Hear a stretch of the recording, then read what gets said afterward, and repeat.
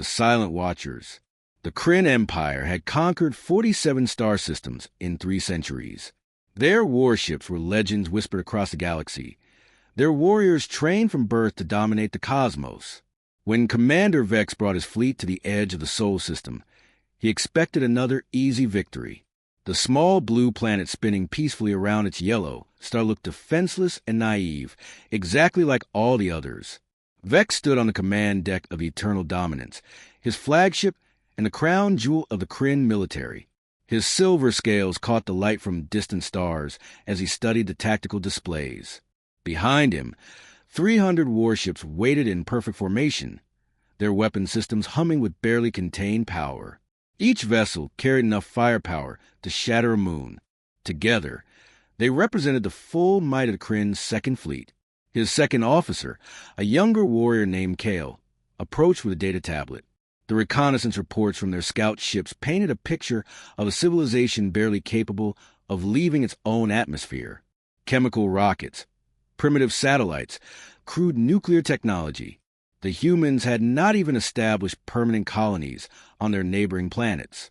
Vex felt a familiar mixture of contempt and boredom. This would be another simple conquest, another world added to the Empire's growing territory.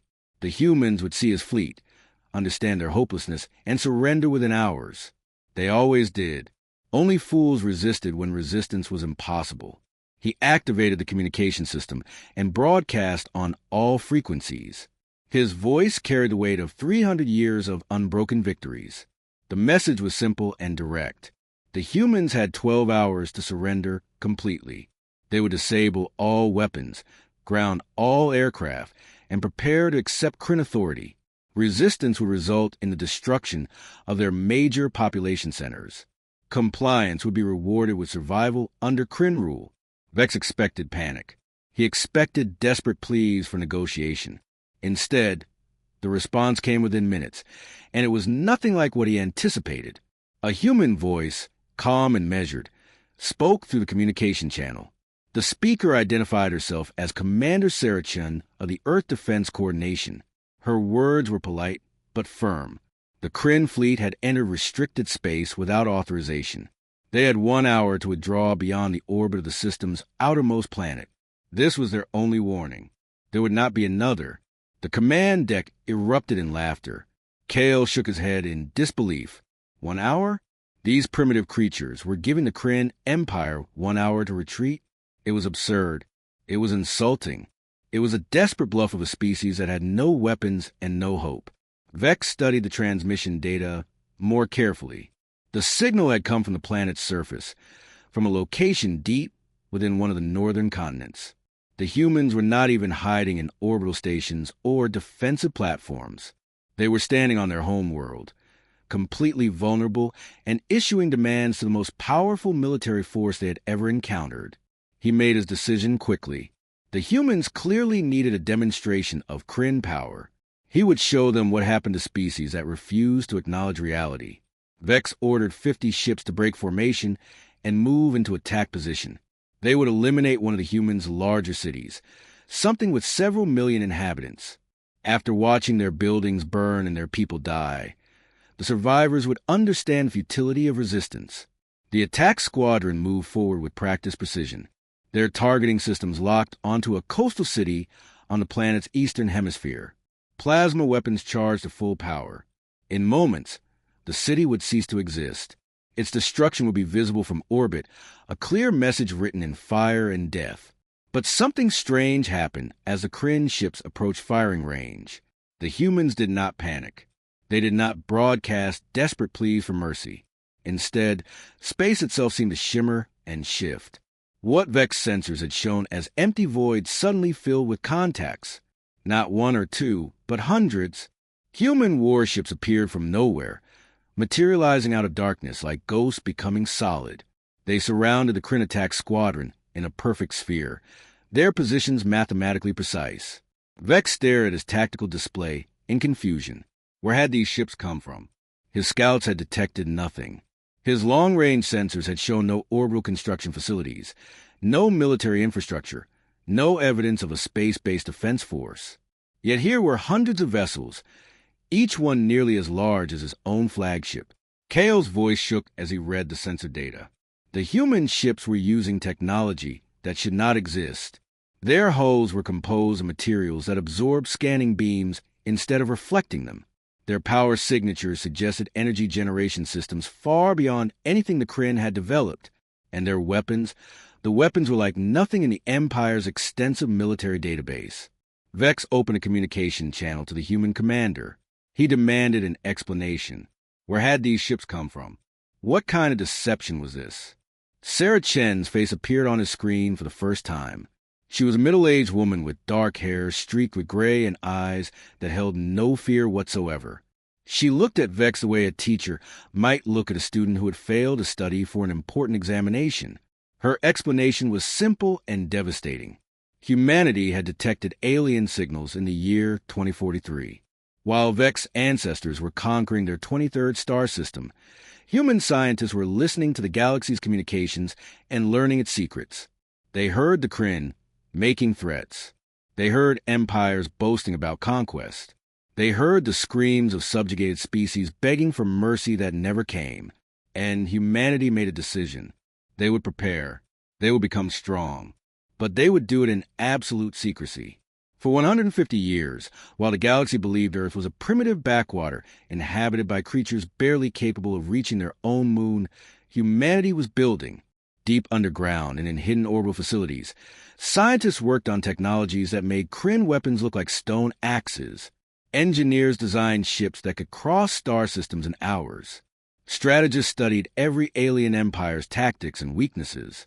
The rockets and satellites that Vex scouts had observed were real, but they were relics. Display pieces maintained to preserve the illusion. Humanity's true fleet had been built in darkness and silence, waiting for the day when some arrogant empire would make the mistake of threatening Earth. Vex felt something he had not experienced in 2 centuries of military service. Fear. Real, cold, paralyzing fear. He looked at his tactical display and finally understood what he was seeing. The human ships were not randomly positioned. They had formed a perfect kill box around his attack squadron. Every angle was covered. Every escape route was blocked. This was not the desperate defense of a primitive species. This was a trap set by masters of warfare. He ordered the attack squadron to raise shields and prepare defensive formations. But even as the commands left his mouth, he knew they were too late. The human ships fired. There were no dramatic energy beams or explosive missiles. Instead, Vex sensors detected brief pulses of something his systems could not even properly classify. The pulses touched the Kryn ships, and the ships simply stopped existing. Not destroyed, not shattered into debris. They were there one moment and gone the next, erased from reality as completely as if they had never been built. 50 warships, 5,000 Kryn warriors, decades of construction and training and imperial investment. All of it vanished in less than 3 seconds. The command deck of the Eternal Dominance fell silent, except for the quiet beeping of monitoring systems. Every officer stood frozen, staring at displays that showed empty space where their comrades had been moments before. Kale turned to Vex with wide eyes. His voice came out as a whisper. What had just happened? What kind of weapons could do that? Sarah Chen's voice came through the communication channel again. She explained with the patience of someone teaching a difficult but important lesson. The weapons were based on principles that Kryn science had not yet discovered. They manipulated quantum fields to temporarily break the fundamental forces holding matter together. The effect was instantaneous, irreversible, and left no residue behind. She continued speaking, her tone never rising above calm professionalism. The 50 ships had been destroyed to demonstrate capability. The remaining Kryn fleet could leave peacefully, or they could join their destroyed comrades in non-existence. The choice belonged to Commander Vex. Vex looked at his tactical display. 300 ships against hundreds of human vessels armed with weapons that defied understanding. His warriors were brave, but bravery meant nothing against technology this advanced. This was not a battle. This was not even a mismatch. This was a primitive hunter with a spear standing before a creature armed with lightning. He gave the order to retreat. His ships turned and fled, their faster-than-light drives engaging the moment they cleared minimum safe distance. The journey back to Kryn space that had taken weeks now felt like mere heartbeats. Vex wanted distance between himself and Earth. He wanted it desperately and immediately. As the eternal dominance jumped to hyperspace, Vex took one last look at the blue planet on his view screen. It looked so peaceful and harmless, spinning quietly in the darkness. But he knew the truth now. That small world was more dangerous than any fortress, more deadly than any war fleet. Humanity had been waiting, watching, preparing, and when the Kryn came with threats and arrogance, Earth had shown them the price of underestimating others. Vex understood that he had survived only because the humans wanted him to survive. They wanted him to carry a message back to the Empire. They wanted every civilization in the galaxy to know what happened when you ignored Earth's final warning. The message was simple and terrifying. Leave Earth alone. Approach with hostile intent, and face complete annihilation. There would be no negotiation, no second chances, only absolute and instant destruction delivered by weapons that turned matter itself into nothing. As his fleet raced through hyperspace toward home, Vex realized that the balance of power in the galaxy had just shifted. The Kryn Empire, proud and mighty, had encountered something stronger, something that had been hiding in plain sight for over a century. Something that had just announced its presence to the cosmos with devastating clarity. Earth was no longer prey. Earth was a predator. And the hunt had only just begun. The price of arrogance. The Kryn High Council chamber was built to inspire awe and obedience. Towering columns reached toward a domed ceiling decorated with murals depicting 3 centuries of conquest. Golden statues of legendary commanders stood in alcoves along the walls, their weapons raised in eternal victory. This was where the Empire's greatest decisions were made, where the fate of entire worlds was decided with a casual vote. Commander Vex stood in the center of the chamber, his silver scales no longer gleaming with pride, but dulled by shame and exhaustion. Around him, the 12 members of the High Council sat in elevated seats, their faces expressing everything from disbelief to barely contained rage. The holographic recording of Earth's defense played on repeat above Vex's head, showing his 50 warships vanishing into nothingness again and again. Supreme Chancellor Rax, the oldest and most decorated warrior in Kryn history, leaned forward in his seat. His voice carried the weight of 200 years of command experience. He demanded to know how this had happened. How had a primitive species destroyed 50 Kryn warships without sustaining a single casualty? How had they built a fleet that appeared from nowhere? Most importantly, how had Kryn intelligence failed so completely? Vex explained everything he had learned. The humans had been listening to galactic communications for over a century. They had studied every empire's tactics, weapons, and weaknesses. While the Kryn scouts reported primitive rockets and basic satellites, humanity was building weapons in hidden facilities deep underground and in concealed orbital platforms. The technology they displayed was not stolen or gifted by some other power. They had developed it themselves through relentless research and innovation. Council member Thax, a younger warrior known for his aggressive strategies, demanded immediate retaliation. The Kryn Empire had never retreated from any conflict. Allowing this insult to stand would encourage other species to resist. They needed to gather the entire Imperial fleet, return to Earth, and show these humans what real power looked like.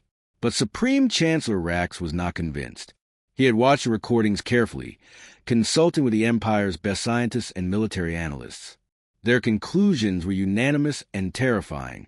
The weapons the humans used operated on principles that Kryn science could not explain. Their ships moved using propulsion systems that generated no detectable exhaust or radiation. Their defensive shields existed in a quantum state that made them effectively invulnerable to conventional weapons. Sending more ships would not change the outcome. It would only result in more Kryn warriors dying while accomplishing nothing. The humans had demonstrated restraint by destroying only the attack squadron and allowing the rest of the fleet to retreat. That restraint suggested confidence, not weakness. They knew they could destroy the entire Kryn Armada whenever they chose. Meanwhile, on Earth, Commander Sarachin stood in the Global Defense Command Center, a massive facility buried 2 miles beneath the Rocky Mountains. Hundreds of officers worked at monitoring stations, tracking every ship movement within 50 light years of the solar system. The walls displayed tactical information, sensor data, and communication channels connecting Earth's unified military structure. Chen was 53 years old and had spent 3 decades preparing for the moment when humanity would finally reveal itself to the galaxy. Her great-grandmother had been part of the original team that detected alien signals in 2043. Her grandfather had helped design the first quantum field generators in the 2070s. Her mother had commanded one of the early prototype warships in the 2120s. Sarah herself had risen through the ranks of Earth's secret military, learning everything there was to know about galactic politics, alien psychology, and advanced warfare. The Kryn encounter had gone exactly as predicted. Earth strategists had studied the Empire's history extensively. They knew Vex would send an attack squadron as a demonstration. They knew exactly where he would position his ships and when he would give the order to fire. The human fleet had been waiting in quantum stealth mode, invisible to all conventional sensors, ready to execute a plan that had been refined through thousands of simulations. General Marcus Hayes, Chen's second-in-command, approached with updated intelligence reports. The Kryn fleet had reached their home system 3 days ago. Their High Council was currently debating their response. Spy satellites positioned in deep space were monitoring their communications and analyzing their military movements. Chen reviewed the data carefully. Some Kryn commanders were calling for revenge. Others were counseling caution. The debate would likely continue for weeks as pride battled against pragmatism. Eventually, logic would win. The Kryn were warriors, but they were not fools. They would recognize that attacking Earth again would be suicide. But Earth's revelation had created ripples that extended far beyond the Kryn Empire. Within days of the battle, every major civilization in the galaxy had obtained copies of the combat recordings. Spy networks traded the footage like currency. News services broadcast analysis and speculation. Military strategists studied the human tactics with a mixture of fascination and fear. The Talvine Federation, a coalition of merchant species that controlled major trade routes, immediately sent diplomatic communications to Earth. They proposed trade agreements, technology exchanges, and mutual defense pacts. Their message was respectful and cautious, carefully avoiding anything that might be interpreted as a threat. The Zoranian Collective, a scientific civilization known for their advanced research, requested permission to open peaceful communications. They wanted to exchange information about quantum mechanics and dimensional physics. Their scientists were fascinated by the principles behind Earth's weapons and shields. Even the ancient Valdari, a species that had been spacefaring for over 10,000 years, sent a message of acknowledgement. They had watched younger civilizations rise and fall for millennia, rarely involving themselves in galactic affairs. But Earth's sudden emergence had caught their attention. Their message was brief and enigmatic, congratulating humanity on their patience and wisdom. Not all reactions were positive. The Kryn Empire declared Earth's solar system off-limits to all their vessels. They warned their allies and trading partners to avoid the region entirely. Pride prevented them from admitting defeat publicly, but their actions spoke clearly. They had no intention of returning to test Earth's defenses again. The Nethrak swarm, a hive mind species that communicated through pheromones and subsonic frequencies, took a different approach. They simply adjusted their expansion patterns to route around human space. The swarm had absorbed hundreds of civilizations over millennia, but they recognized when prey had become predator. They would find easier targets elsewhere. Sarah Chen watched these developments with careful attention. Earth's strategy had always been defensive, not aggressive. The goal was not to conquer or intimidate, but simply to be left alone.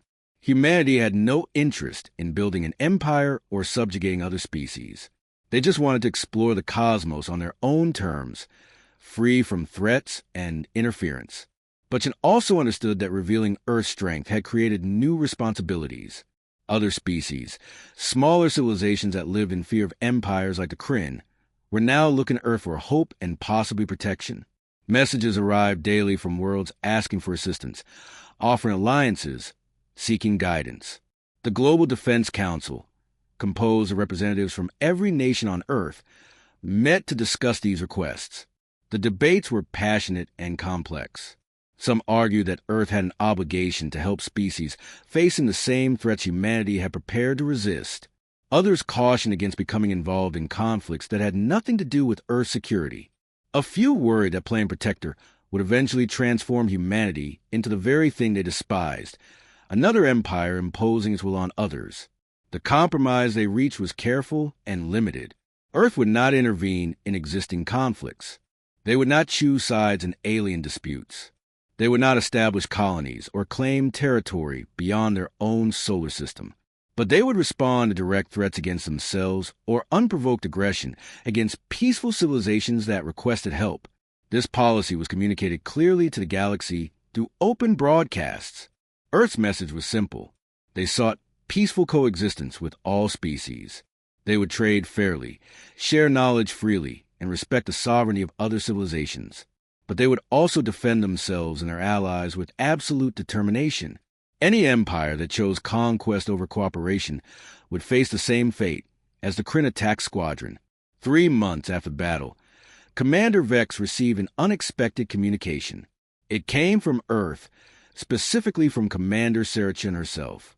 The message was private, encrypted, and marked for his eyes only. Chen's words were measured and respectful. She acknowledged that Vex had faced an impossible situation. He had followed his orders and his training, acting according to everything the Kryn Empire had taught him. The destruction of his attack squadron was not personal. It was necessary to send a clear message to the galaxy. But Chen also wanted Vex to understand something important. Humanity did not hate the Kryn. They did not seek revenge for past Kryn conquests or wish to see the Empire destroyed. Earth's weapons were built for defense, not aggression. If the Kryn chose to leave Earth alone and perhaps reconsider their approach to other species, there would never be another conflict between their civilizations. The choice belonged to the Kryn. They could continue their traditional path of conquest, avoiding Earth but subjugating others, and eventually they would encounter another species that had prepared as humanity had. Or they could evolve, using their strength to protect rather than dominate, building alliances instead of empires. Vex read the message 3 times. He had expected threats or demands or gloating about Earth's victory. Instead, he found something unexpected: respect, understanding, an acknowledgement that warriors on both sides had simply been doing their duty, and an offer of something the galaxy rarely provided: a second chance. He did not respond immediately. The message required thought and consideration, but he saved it carefully, encrypting it with his personal codes, protecting it from anyone who might use it against him. Perhaps someday, when the shame of defeat had faded and the Empire's pride had healed, that message might plant seeds of change. Years passed. The galactic community adjusted to the new reality. Earth established diplomatic relations with dozens of species. Human ships began exploring neighboring star systems, not as conquerors but as curious visitors. Scientists exchanged information across light years. Artists shared their work with alien audiences. Slowly, carefully, humanity took its place among the stars. The Kryn Empire never attacked Earth again. They continued their expansion in other directions, conquering worlds far from human space. But something had changed. Vex rose to become Supreme Chancellor, and under his leadership, the Empire's tactics became less brutal. Conquered species were offered genuine choices. Resistance was still crushed, but surrender came with better terms. It was a small change, barely noticed with outsiders, but it represented a shift in thinking that would eventually transform the Empire. And throughout the galaxy, other civilizations watched and learned. The story of Earth's defense became legend, told and retold in 1,000 variations. Some versions painted humanity as fierce warriors. Others emphasized their patience and preparation. A few focused on their mercy in sparing the retreating Kryn fleet. But all versions agreed on the fundamental lesson: never ignore a final warning. Never assume weakness based on appearances. And never underestimate a species that has had time to prepare. Earth had shown the galaxy that humanity was not prey. They were survivors, innovators, and when necessary, devastatingly effective defenders of their home. The blue planet continued spinning peacefully around its yellow star, looking just as harmless and beautiful as it always had. But now, when alien ships passed through that region of space, they gave the Sol system wide berth. They showed respect. They remembered what happened to those who did not. And humanity, having proven their strength, focused on building something better than an empire. They built a civilization based on curiosity, creativity, and the endless human drive to explore and understand the universe. The galaxy would never be quite the same again,